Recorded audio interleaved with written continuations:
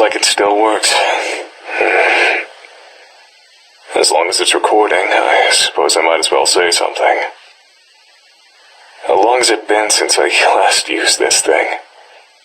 It's been at least 2 decades. Almost 3. Those were better times. I was so young back then. My future seemed so bright. I remember following my dreams. I remember a promising career. I remember being happy. If I could turn back time, what would I do differently? I know exactly what I should have done.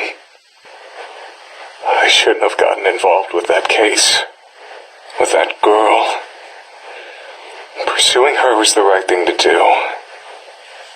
But if I hadn't involved myself with her, I'd still have a career. When did it begin? I think it was April of 1989. The peak of my career as an investigative journalist. That's when I heard about a murder at the local high school. The police had no leads. I decided to investigate it myself. I tried to be a hero. And that was the worst mistake of my life.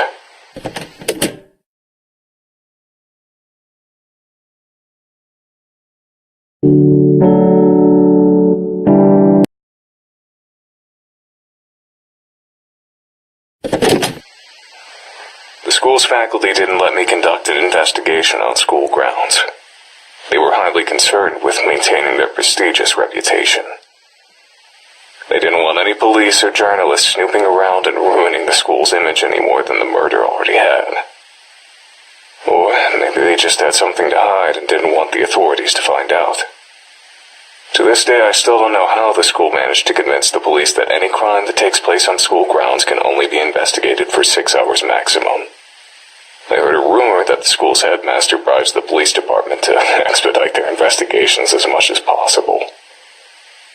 There were a lot of unsavory rumors about the school's headmaster, but none of them proven to be true. Because I couldn't work around the school, I used to gather information by interviewing students outside of the school gate when they entered or left the school. It was at this point in time that I noticed a peculiar girl who was quite obviously stalking one of her seniors. I decided to keep my eye on her, and before long, I began to observe some disturbing behavior from her.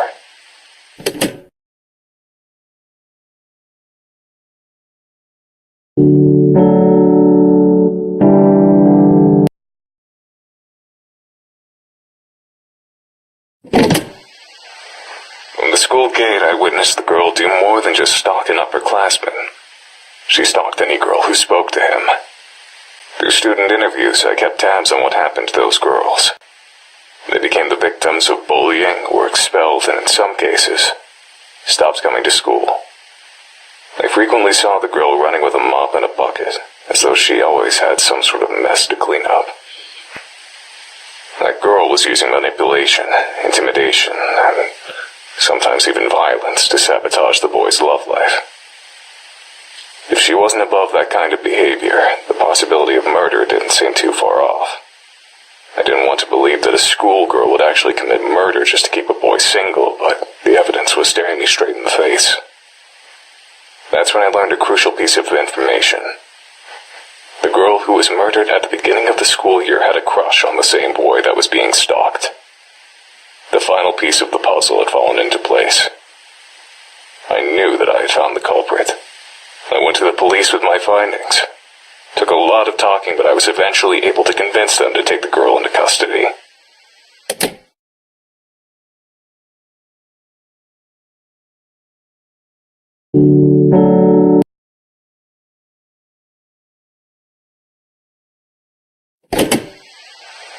The idea of a murderous schoolgirl was scandalous enough to attract lots of attention.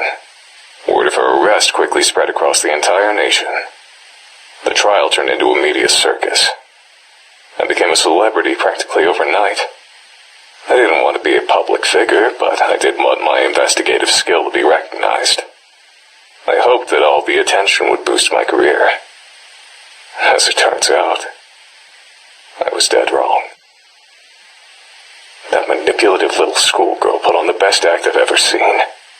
She cried nonstop, feigned ignorance at every opportunity, and had an excuse for every accusation leveled at her. The court fell in love with her, the media fell in love with her, the entire damn nation fell in love with her. She called me a dirty pervert who enjoyed leering at schoolgirls. She called me a fame-seeking yellow journalist. She claimed that I only accused her of murder for sensational headlines. The court bought every word of it. The day the judge declared her innocent, the entire country celebrated like it was a damn holiday.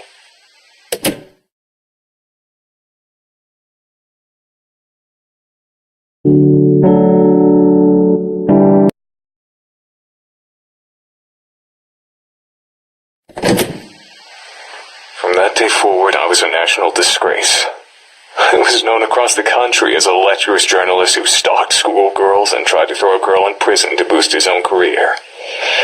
I saw disgust in the eyes of every person who looked at me. My house and my car were vandalized every day for weeks. Needless to say, I was never able to work as a journalist again. The police department that arrested the girl was also the subject of national criticism. They were accused of being incompetent fools who would arrest anyone without sufficient evidence. Ever since then, the police in that town have been extremely lenient in an attempt to repair their reputation, and don't want to go anywhere near the local high school except for extremely brief periods of time. But the worst part of the entire experience didn't come from the media or the public. Immediately after the trial, I tried to escape the press by hiding in an alley behind the courthouse. Only one person found me there. It wasn't a journalist or a reporter. It was the girl that had just been declared innocent. I'll never forget her face that day. She was smiling, but her eyes were blank, empty, soulless, like a doll's eyes. She looked like she didn't have a single ounce of humanity in her entire body. With that smiling face, she said to me, "It would be very easy to make your death look like a suicide. Don't ever cross me again."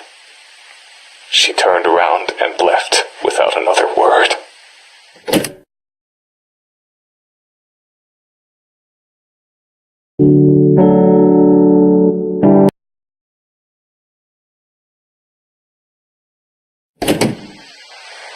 My life was a living hell for about a year, while the trial was still fresh in people's minds. Eventually, the hatred subsided, but it never truly died. There was always someone who recognized me, no matter how much I tried to change my appearance. Finding employment was nearly impossible. I drifted between part-time jobs and spent my free time drinking to ease the pain of becoming the national punching bag.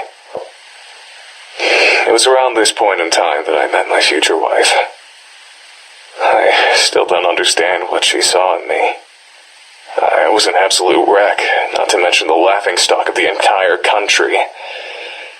But as soon as we met, she wanted to spend every waking moment with me. She wouldn't let me out of her sight, and got possessive if another woman so much as looked at me. I quickly came to depend on her for everything. It wasn't long before I couldn't live without her.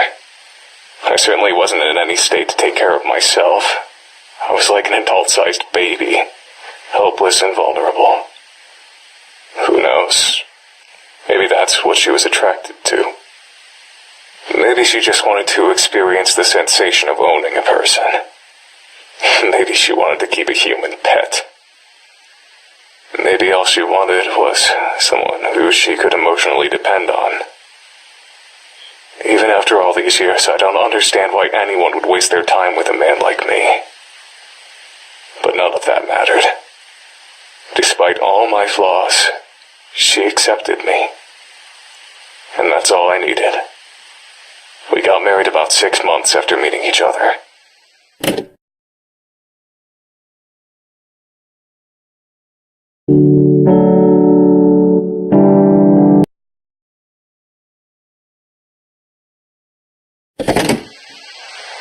My wife died while giving birth to our only child. I still don't know how I possibly found the strength to keep going after I lost her. I was completely dependent on her for absolutely everything. I could barely take care of myself, much less a baby. Somehow, I managed to make it through those years. But even after all this time, I'm still a deadbeat drunk who can't hold down a job. It was very difficult to love my own infant daughter, knowing that my wife was dead because of her. I'm pretty sure I was a horrible father. She practically had to raise herself, and I never tried to spend much time with her or learn about her interests. Even now, I don't think I know very much about her. I don't even know what kind of person she's turned into. I don't even know what her everyday life is like. I know that she spends all of her time on her computer. She bought it herself. She seems to have a lot of money for someone her age. I'm afraid to ask where it comes from. Sometimes she comes home with blood on her clothing.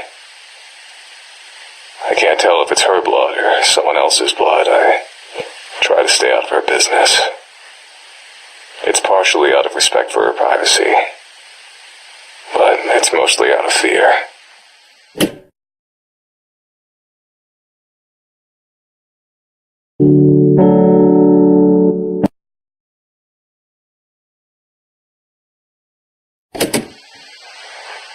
I've never told anyone about any of this. Never saw a shrink, never had any friends to confide in. I thought that it would be therapeutic to record my feelings, even if I'm only talking to an obsolete machine. But this hasn't calmed me down at all. The only thing to come out of this experience is that all of the anger and hate I've kept buried for the past 2 decades has risen back to the surface. I don't think I can go back to the way things were before. I don't think I can go back to wasting my time with crappy part-time jobs, drinking, and sitting on a couch feeling miserable. I don't want this to be my life. But I can't let myself die just yet either. Not until I see justice served. That girl from 1989. She's a grown woman by now, but she's never been punished for the sins of her youth. I can't go on living in a world where a monster like her walks around in public. I'm the only one who knows the truth about her, so I'm the only one who can bring her to justice. I still know how to track a person down. I still know how to learn a person's secrets. I still know how to dig up the truth. For the first time in decades, I feel like I have a purpose. I feel like I know what to do with my life. I'm going to deliver justice to that murderer. I'm going to die trying. This old antique was good for something after all.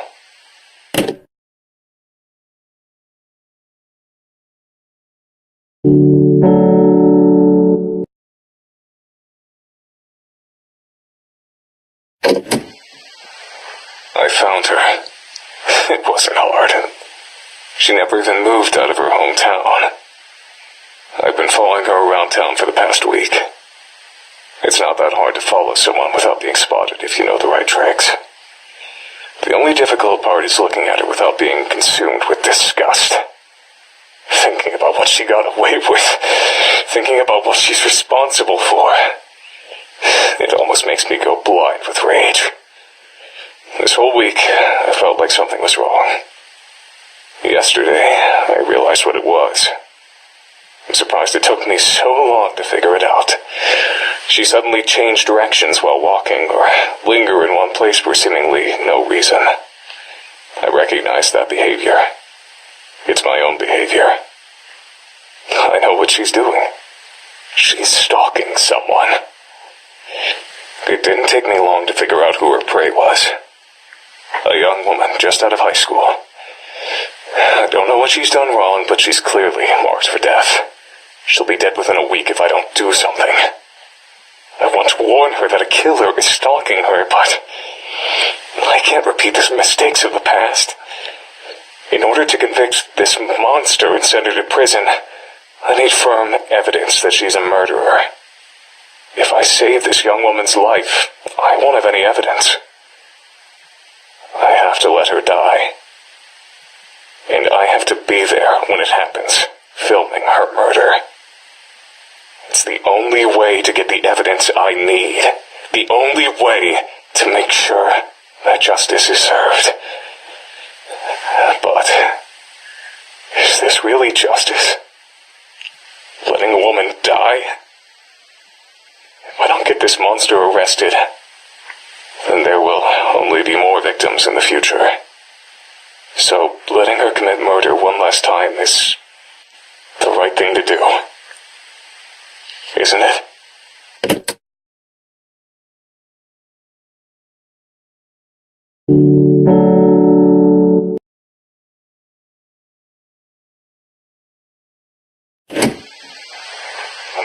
I'm a goddamn fool. I got sloppy. She caught me. I followed her into an alley, lost her in the shadows. Then I heard her voice from behind me. Long time no see, Mr. Journalist. I turned around and saw her just inches away from me. She was smiling. I recognized that smile. It was the exact same smile she wore when she threatened my life in 1989. I didn't know what to do. I just turned and ran.